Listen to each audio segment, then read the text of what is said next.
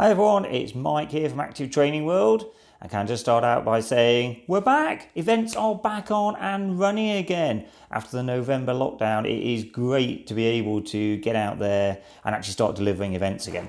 And also I'd just like to say a massive thank you to everyone who's been really patient with us throughout November. And we've all been getting really frustrated about the inability to do all these events, whether you've been looking to try and put them on or you've been looking to go and take part in them. It's been hugely frustrating, and thank you for your patience in giving us time to be able to sort them all out.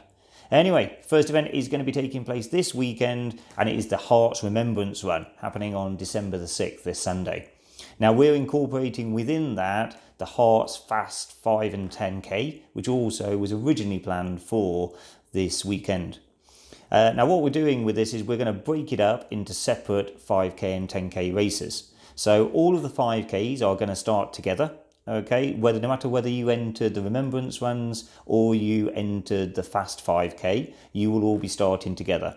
There's probably going to only be about 50 of you in total, so there's not going to be too many people on the course. It is a 2-kilometre lap, so there'll be plenty of space, and there's going to be plenty of space for overtaking. So it doesn't matter if you're trying to run 13:30 or trying to break 45 minutes for that 5k, there will be plenty of space for you to be able to get your PB. Now then, the 10k fields, we are going to break up into 2 starts waves, okay? The first start wave is going to be for people who are aiming to run 45 minutes and under. If you put that down as your predicted time, then you will be in the fast wave. And then we also have anyone running over 45 minutes, we are going to put you into a separate wave. That's because there's lots of you entered and we don't want to put lots of congestion onto that course. We want to make it so that everybody can achieve their own targets, okay?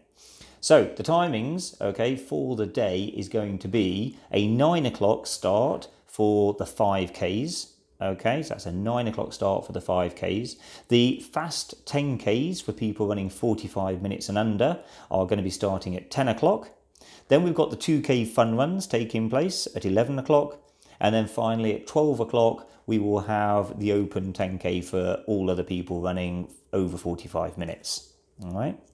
Now the registration will be opening about an hour and a quarter beforehand. So for example, if you're entering the 5k races, then that will be open from 7:45 in the morning, and it will stay open until 15 minutes before the start of the race. Hopefully we won't have anybody turning up less than 15 minutes before the start of the race anyway.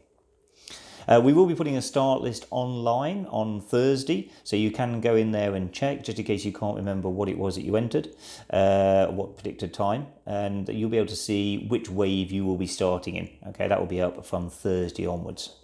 Now there are going to be 2 car parks in operation on the day. If you have a look at the final details that have been emailed through to you, there is a map in there, a venue map, and it shows clearly in there are 2 car parks.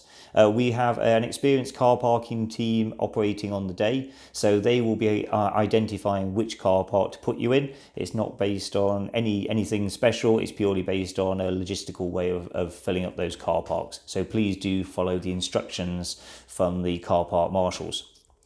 From both car parks, you do have to cross over the actual running course to be able to get to our event village. Okay, so please be careful and look both ways. Just maybe treat it as though that racetrack has got cars going around it, because trust me, you don't want somebody running 13:30 running into you as you used to go, randomly wandering across the racetrack. Okay, so please be very careful when you're crossing over the racetrack to get to the event village. In that event village is where we will have our registration in there, okay, and then once you're in that area there, then there is also where the start pens will be and the warm-up area as well. The course is really quick, guys. I can't emphasize that enough. It is a racetrack, okay? They do use this for motorsport, and so it is a really quick racetrack. It is a disused airfield back from the World War days. So it is a really quick, flat course. So yeah, hopefully there's going to be lots and lots of PBs smashed, and we look forward to hearing all about it afterwards. The course does mainly use the racetrack. Okay, there are a couple of areas where the lap that we've put in place does leave the racetrack, mainly because it's where we're also parking cars down near car park 2. In those areas there, we will mark that very clearly with barriers and cones so everyone knows where to go. Okay, trust me, it is still going to be on fast running tarmac, so you don't need to worry about that. Finally, just want to say that we have some amazing medals. We are badging this up as being the Remembrance Runs, okay? So that is going to be the amazing medal that you guys are all going to get. It's got an amazing Spitfire on it, okay, right in the middle of it. I think it's beautiful, really, really nicely designed. So a massive thank you to our medal designers and producers for coming up with such an iconic medal for these Remembrance Runs.